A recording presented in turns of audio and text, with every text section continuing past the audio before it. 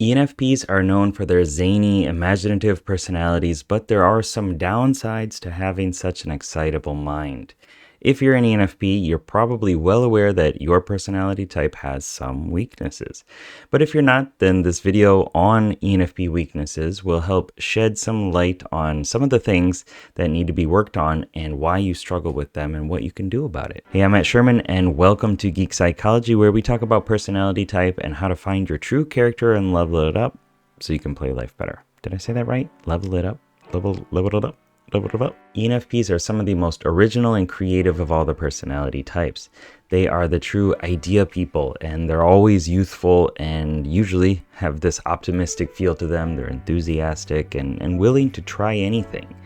Their enthusiasm is contagious, and people around them tend to feel more alive and eager to try new things.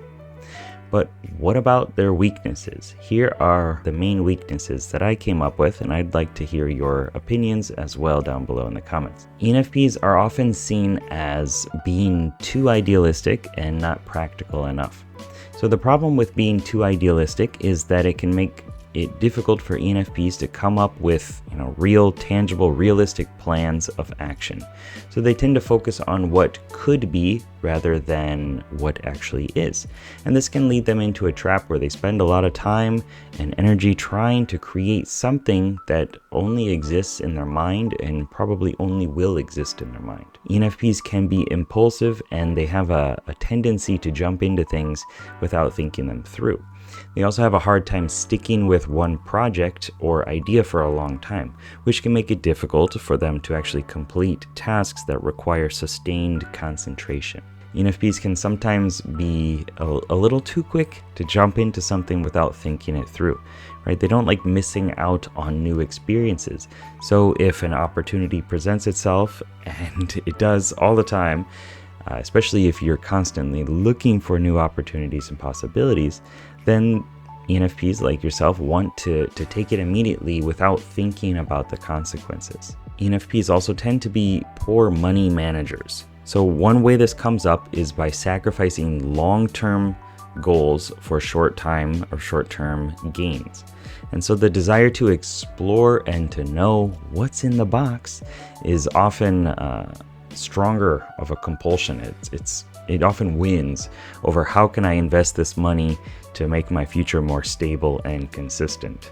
It's not a general question that comes up a lot for ENFPs. So one way to deal with this is to make sure that you are financially stable before you start exploring your passions. And if you don't have a reliable source of income and a safety buffer in case you break your leg or something like that, then it's hard to plan for the future. And when every dollar that you make has to go back into your living expenses and you're just trying to get by, then the amount of exploration that you can do gets cut drastically. So you can actually have more freedom and do more of what you want if you have enough money saved up to support yourself for a while. And this allows you to take risks and explore more without fear of financial ruin. So if you resonate with these, then go ahead and comment down below so I know which are the most important to you. Also, ENFPs have an easier time seeing the big picture, but may have a harder time when it comes to focusing on the details. So you might miss out on some small details that actually cause more problems down the road if not addressed immediately. So again, ENFPs tend to miss details due to their active imaginations and their pursuit of new and exciting possibilities. So this enthusiasm for new ideas can make them come off as disorganized and scattered and flighty or irresponsible. So attention to detail and routine just aren't really as valued as much as creativity and spontaneity. So one simple trick to be more organized is to get a planner. Write down what needs to get done and when it needs to get done and any deadlines or anything like that that are coming up so that nothing falls through the cracks. And I'm sure you know about this, right? This is not like revolutionary, but it really, really does help if you can, leverage how your mind works and enjoy checking things off that list, which is part of your personality type, but not necessarily the one that you normally focus on. Then you're going to feel more energized. You're going to be able to explore more. You're going to be able to create a life that you can just enjoy more of. So another ENFP weakness is the tendency to be a little bit bossy, especially when you're really stressed. So the commander part of yourself, this extroverted thinking cognitive function, it speaks really loudly at the cost of the empath, your introverted feeling character.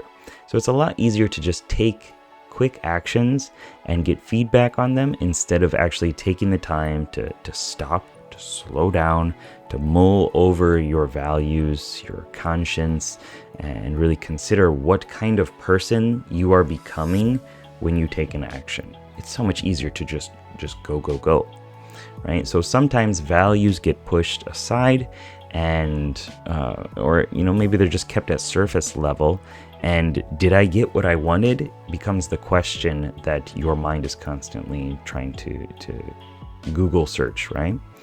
And this can lead to a sense of dissatisfaction and confusion, especially when you realize that the negative impact of your actions on other people were because of you not slowing down and you just constantly, pushing for more stimulation. So when you notice yourself getting into this kind of mindset, right, you're getting a little bossy, or you want a quick fix for things, right, you just want to constantly check things off a list or something like that, stop and ask yourself if it's really the right thing to do. And think about how your actions will impact other people. Think about, what you're actually saying yes to and what you're not saying no to, and how all that will affect your life in the future. And remember that every action has consequences. So before you can actually act on something in a way that's aligned with you, you got to check and make sure that it's something that you want in the long run.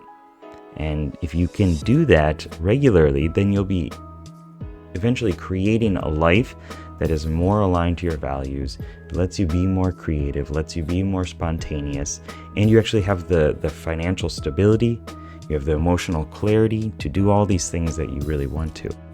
Getting past that first hump is a difficult one. So for anyone, over-focusing on one thing means that we ignore these other aspects, right? And so the desire to reinvent and change things is great. I love it. But you do have to be careful not to neglect these other aspects of your life. And I think it's important to be mindful and aware of yourself, so that when you see that something is not right for you, it's not really what you want in your life, then you can actually start changing things.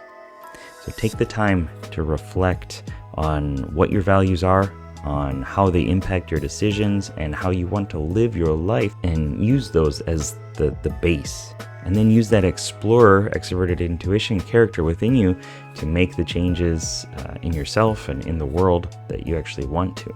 So you don't need to reinvent yourself, right, or your life, but rather just focus on what's important by listening to that empath character, and use that as that guiding star to help you navigate things as they come up. Are you still struggling to find a balance between your strengths and your weaknesses? Well, if you want to get out of your own way, and if you want some help to start living the life that you've always dreamt of, then go to schedule.geekpsychology.com and you can see if we're a good fit for a scheduled strategy call, a coaching session. And from there, we can talk about how I can help you get out of your own way and start living the life that you want. All right. And you could also check out this video here too if you're not quite ready to delve into one-on-one coaching. All right. Keep up the lifelong questing. Good luck. Have fun. Peace.